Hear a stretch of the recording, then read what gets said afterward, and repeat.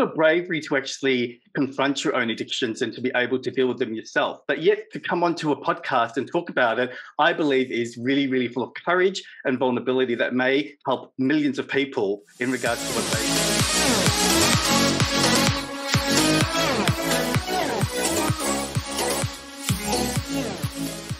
Hi, this is Joey Butterfield and welcome to the Secret Men's Business Podcast.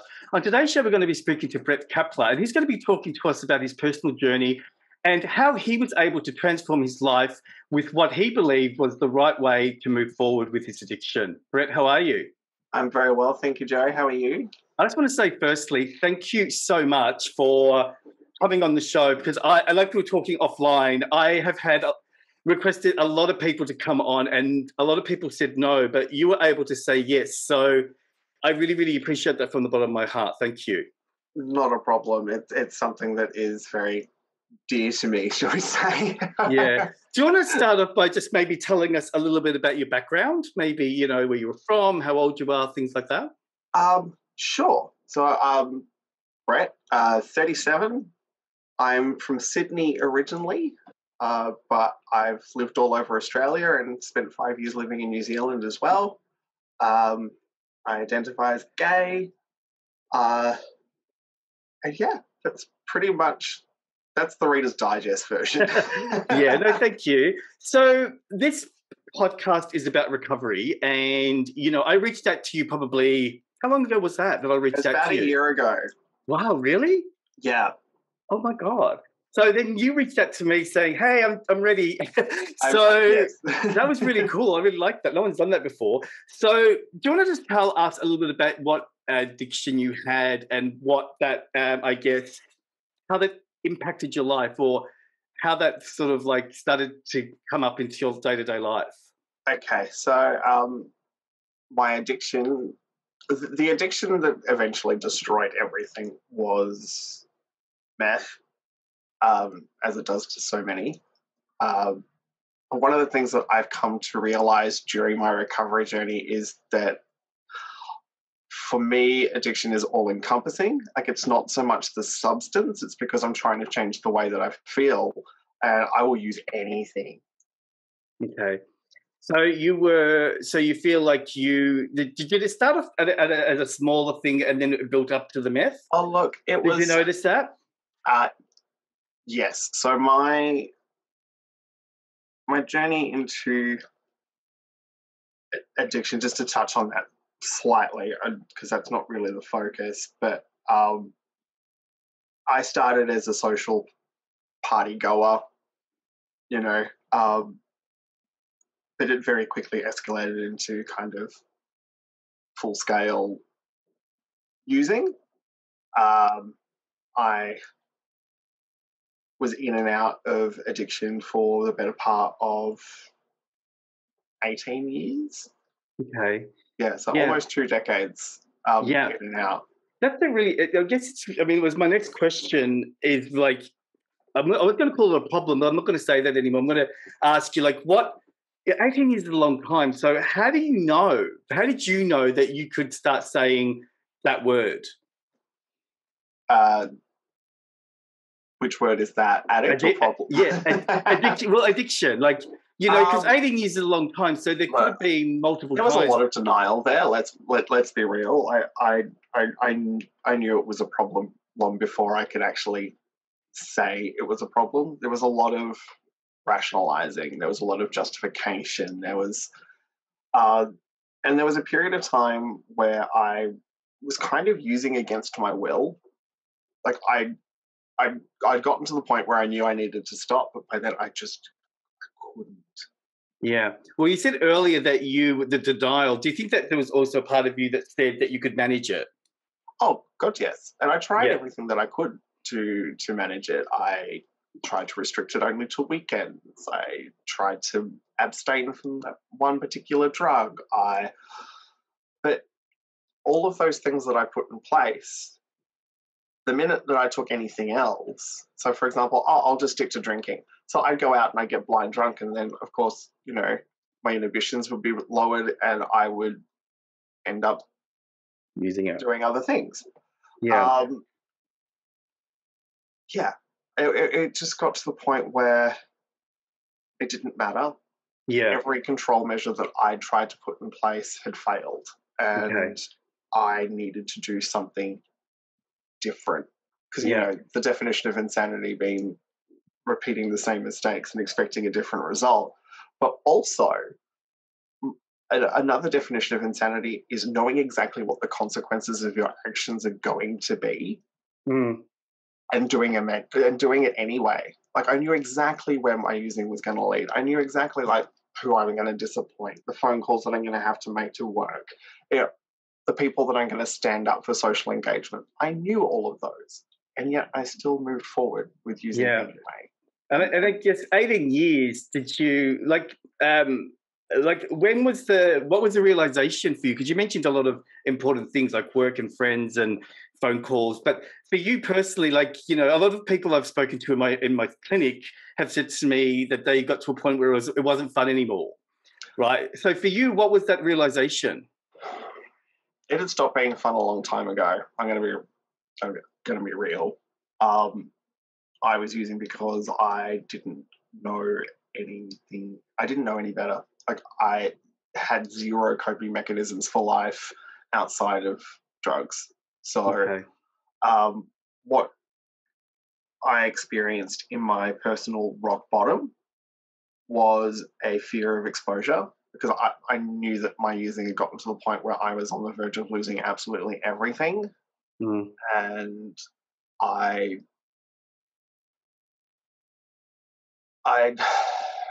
was on the verge of losing a job. Like, all of my friendships had deteriorated. I got desperate enough to change. So the pain of the fear of change and the fear of things staying the same, like, those are two real fears. But my fear of things staying the same got greater than my fear of change, and therefore I was able to finally change. Yeah, I love that, and that's something that I use in the clinic. I sort of say to clients that you're afraid to change, right? Because you think it's scary, but what you're doing, you think it's safer, and then, you know, but being able to flip it and see that what you're doing is actually the scary thing, and doing what you want to do is going to be liberating. Did you get like much? How did you actually go into that space? Did you ask for help, or what was your step? Talking about fear of exposure, I did the most rational thing that any person who was currently in psychosis would do, and I posted about it on Facebook. Okay, like, so literally posted about it. I literally went on Facebook and made this long post asking for help because I didn't know what else to do. I think wasn't that did you see that as a good thing now? I do see that as a good thing now, because the fear of not having support was completely unfounded. Like, that fear of everybody walking away from me, and just, I got so much support, and I got resources, more to the point. Like, I had people who have been there and done that and gone, hey, come here. And that's how I found myself going to Narcotics Anonymous. Okay, yeah, I was going to ask. So was that your first step? Was it going? Well, I guess asking for help. Facebook was really the first step, and it's very vulnerable and brave. It's not for everybody. No, I know, but the thing is, there's always going to be the people that are going to comment and judge. But the reality is that you did what you had to do, and I feel, again, I commend you, because a lot of people will bypass that part because of shame or vulnerability of being exposed. But you knew that if you didn't reach out, that, you know, you were worried. And I figured that I didn't know who to talk to, so I cast the net as wide as possible. Of course, and you know, you're really sort of, I guess it worked out because people reached out to you. So how did you find going to NA? I don't even have words to describe the gratitude I have for the fellowship of NA. It was a lifesaver, because it was the first time that I realized that I'm not alone. It's really weird being in a room full of people and having people tell you your story. and people that you've never met. I finally was able to see people who were like me and who had used like me and understood where I was coming from. And that was such, like, I'd never really met another gay person, for example, who was completely clean and sober, who didn't use anything at all. Ever. Okay. Wow. And so going to a meeting and finding people who were gay and didn't drink and didn't use drugs, that was just insane. Yeah, like, I guess because it's very. Are you saying that you think that your experience was very the community that you were in was basically in that world? Well, even those who didn't partake in drugs, like everybody drinks. Like, you know, in fact, alcohol is the only drug that I know of that I've ever had to justify to people not using. Like, I go out and, oh, no, I don't drink. What? And I get the funny look. I'll just have one. I'm like, no, because it's never just one for me. Yeah. I'm not that person. Okay. Do you mind if I ask you, because again, in my clinic and what I've heard from other people in Secret Men's business is the difficult part is maintaining that momentum of going. So I know that you said that you're really grateful and that's really fantastic, but what advice would you give someone that is dealing with certain, you know, mental things like shame or embarrassment about going to those meetings, and how do they get over it? Like, I'm not sure if you experienced any of that at the beginning, but, you know, because a lot of people will say, oh, no, I can't go to that. I don't do meetings. I don't do groups. And, you know, it's really hard, I guess. It sounds like a Grindr message. I got one. So what would you recommend to someone that is putting up walls? What I've experienced something similar. So when COVID hit and meetings kind of shut down and everything moved on to Zoom, I had such a resentment towards the Zoom platform because for me, it wasn't really a meeting. Like I tried to go to a few once they all moved online, and it's not the same. No, it felt like drinking decaf coffee. Like, it looked like a meeting, but it wasn't. It didn't have the same vibe. And I got really resentful, and I dropped my entire recovery. Like, I stopped going to meetings. I stopped reaching out to my sponsor and all of that kind of stuff, and I just completely dropped everything. And what I experienced was a rock bottom in recovery.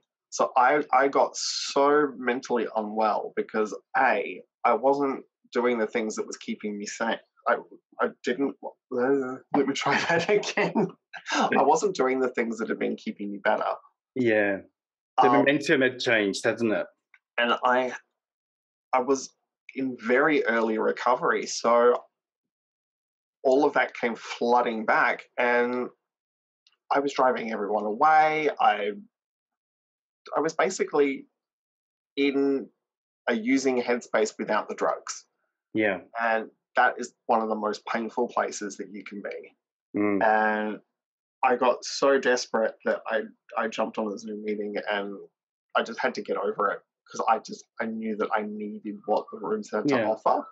That's it is interesting because, like, it's good hearing that side of it, because a lot of people that I spoke to actually quite like the fact that they could go to any meeting in the world. And I've reached that point now. It was just in the beginning. And, but that beginning kind of lasted for a good 6 months. Do you think that was your hardest? That was the hardest part of recovery for you? It was the biggest lesson. Okay. For me, it really showed me that I can't do it by myself. And the second that anytime I isolate myself and try to do it by myself, I can't. Like, it's just a lot of people can, like, they can be really independent, and they can have that control to go, you know what, I'm just not going to do it anymore, and that's great. I'm not that person. Yeah. So you find that, I mean, I think most of us need support in some way, and it may just be a book or a podcast or going to a meeting, but the reality is that everyone needs each other. That's the whole beautiful thing about a community. Well, they say that the opposite of addiction is connection. Yeah, I mean, that's why there's the meetings, I guess, and that's why you called it. You've mentioned a few words like fellowship, and it's being, the community. So you've got a strong connection to them. Yes. What you may have already mentioned something, but I'll ask you anyway. Like, has there been an aha moment for you in regards to using? There has been multiple aha moments. One of the biggest is that the drugs were merely a symptom. So my addiction runs into any obsession. I can be obsessed with a hobby that I will be absolutely addicted to for like 3 months, and then I'll drop it like it never happened. Or I'll become obsessed with a person or a TV show, or even binging for me can get really unhealthy. So binging TV can be equally as addictive. You could do it for a long time. I can do it with anything, and because I'm not using drugs, it does come out in other ways. It does come out in me sitting there and watching Netflix for 12 hours straight. But I guess, have you ever used that energy into other things that's been, I guess, a positive? I am now, yes, definitely. I've launched my own business. I'm in the process of getting my own community project off the ground. I am kind of channeling my energies into more positive areas. Yeah. I mean, that's, I call that the sort of like the shadow. And so we have something that is real, and then we put a shadow over it, which is sometimes an addiction or a behavior. And when you remove it, you discover that there's this amazing gold underneath there that is you. And so now you're channeling and doing all these great things that you were meant to do, but I guess you're now doing it now and with way more experience. I mean, have you dealt with some of the things that may have been causing the behavior? So I went through therapy last year as well. I had a bit of a relapse in January of last year, so just before COVID hit, and I almost committed suicide. Okay. I ended up checking myself into hospital, going on a hold for whatever it was. I was in hospital for a couple of days. And sorry, I just completely lost my train of thought. Okay. We were talking about, I can edit all this anyway. What were we talking about? Your suicide thing really shook me then. I've just lost my mind. We were talking about, I don't know, we lost that. I don't know. I don't remember. That's okay. I'll edit this. I want to ask you a sort of a deeper question. And look, there is no right or wrong answer, but I'm just curious about how do you see, what's your interpretation of, say, the way the gay community supports each other when it comes to this topic? And, I really don't want to cause trouble for anyone listening. This is just, I guess, I think we need to start talking about this rather than hiding things in the back, underground. Because did anyone in your environment, when you were at the edge of realizing, point out anything? Like, did any of the guys say to you, hey, you need this or that? Or did people just not care? Look, everybody cared. Okay.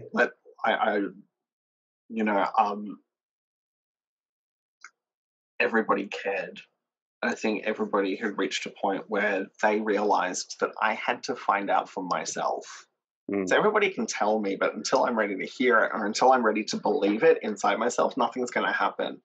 And like I mentioned earlier, I was going through a lot of denial, a lot of rationalization for my own behavior. There was a lot of that I had to undo. And, one of the things that I realized, especially during last year's, like when I told you earlier about my rock bottom, was that suddenly I was faced with the fact that I couldn't blame it on the drugs. I couldn't blame it on anything else. All of my behavior that came out at the end of last year, where I drove everybody away, was just me. And unless I became willing to change, and that's the thing, it has to come from a place of willingness. Like, you can't be forced to do this stuff. It really is something that you have to surrender to. Yeah, and you also got to, I guess, you've got to have a solid why. You're right. Like if you don't have a why or a reason to do it, then you're just going to keep doing the Just going old to keep stuff doing anyway. it.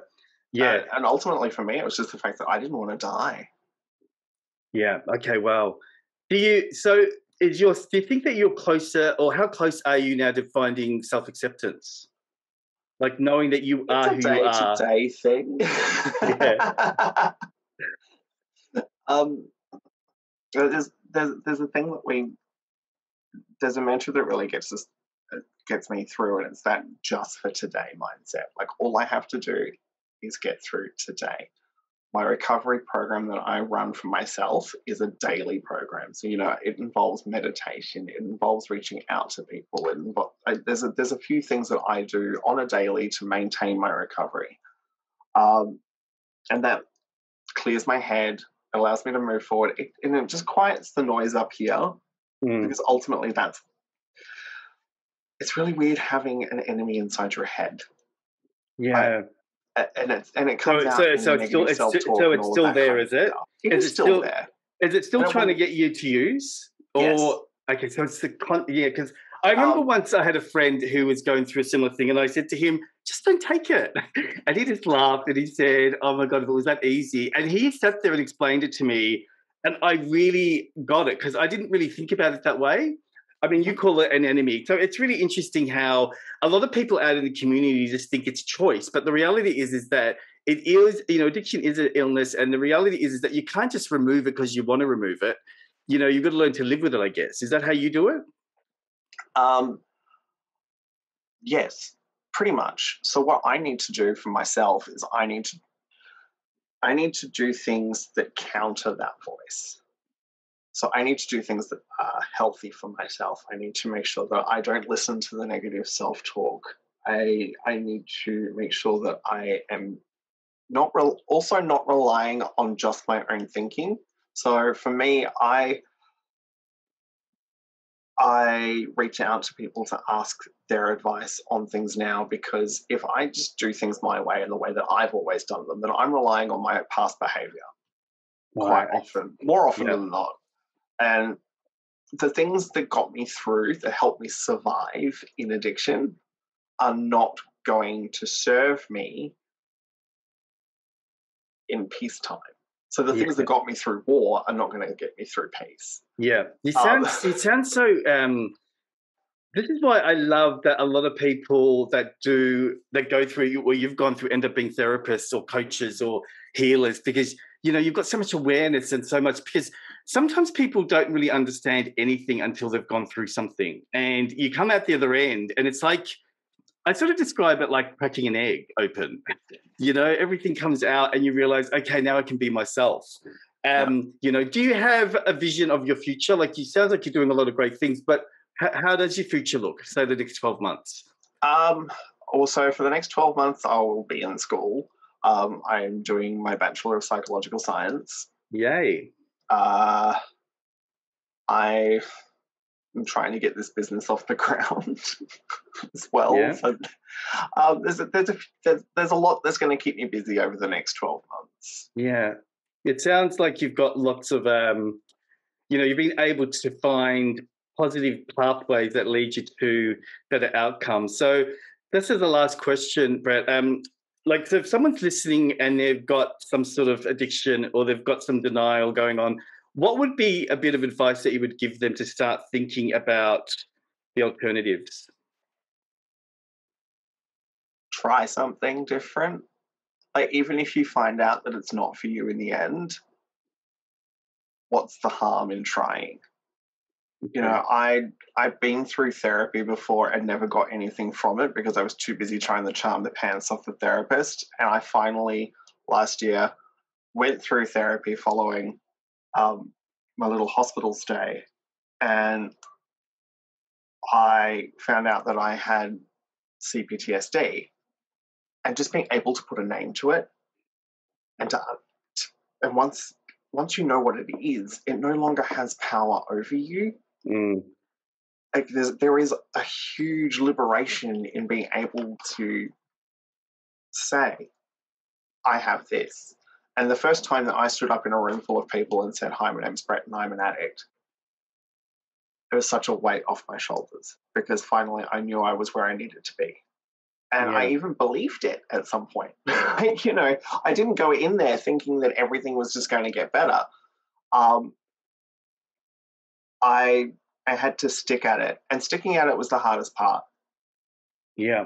Well, Because, you know, you were going to say you're an inspiration, and I'm so proud of you. And I've got goosebumps. You know, I get quite emotional doing these podcasts, but your vulnerability and your intelligence and awareness has really impacted me, and I'm really sure it's going to impact everyone listening. So again, thank you so much. And I want to invite you to maybe come back down the track and share a bit more of your story, because I think it'd be a good thing to follow you and to see, you know, where you've come from.